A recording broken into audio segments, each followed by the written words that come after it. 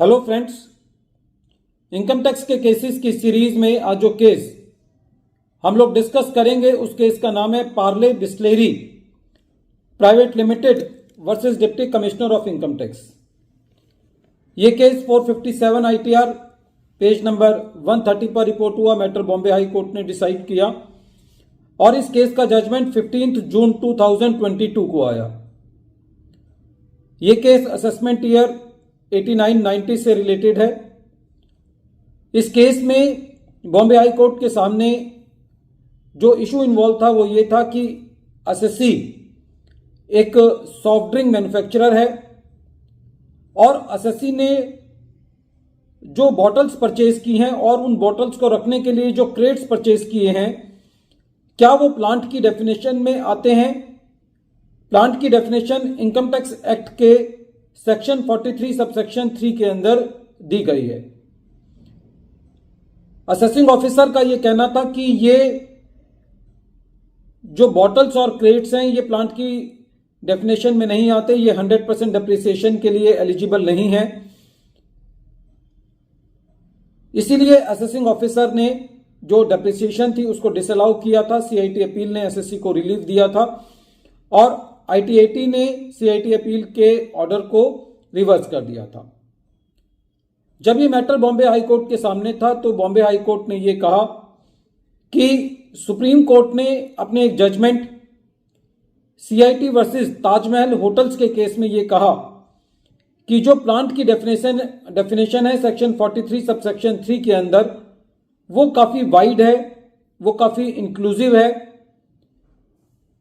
ऐसा कहने का जो आधार था सुप्रीम कोर्ट का वो ये था कि सेक्शन 43 सबसेक्शन 3 के अंदर प्लांट की डेफिनेशन में इवन बुक्स को और सर्जिकल इंस्ट्रूमेंट्स को जब रखा गया है तो उस एनालॉजी को ड्रा करते हुए सुप्रीम कोर्ट का कहना यह था कि जब प्लांट की डेफिनेशन में बुक्स और सर्जिकल इंस्ट्रूमेंट्स को रखा जा सकता है तो इसका मतलब यह निकाला जा सकता है कि जो प्लांट की डेफिनेशन है वो काफी वाइड और इंक्लूसिव है।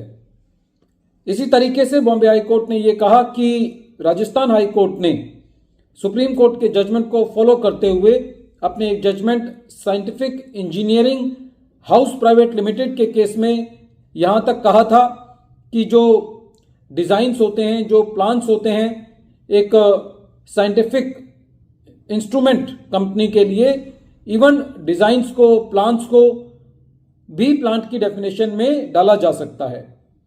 तो बॉम्बे हाई कोर्ट का यह कहना था इन दोनों केसेस के एनालिसिस से कि जब बुक्स को या सर्जिकल इंस्ट्रूमेंट्स को या प्लान्स को, डिजाइन्स को प्लांट की डेफिनेशन में लिया जा सकता है तो एक सॉफ्टवेयर मैन्युफैक्चरिंग कंपनी के लिए क्रेट्स को और बॉटल्स को भी प्लांट की डेफिनेशन में लिया जा सकता है। और इस तरीके से बॉम्बे हाई कोर्ट ने यह कहा कि प्लांट की डेफिनेशन काफी वाइड है और एसएससी के केस में जो आईटीएटी ने फैसला दिया है कि बॉटल्स और क्रेट्स प्लांट की डेफिनेशन में नहीं आते और 100% डेप्रिसिएशन के लिए एलिजिबल नहीं है, वो फैसला ठीक नहीं है और बॉम्बे हाई कोर्ट ने आईटीएटी के फैसले को रिवर्स किया।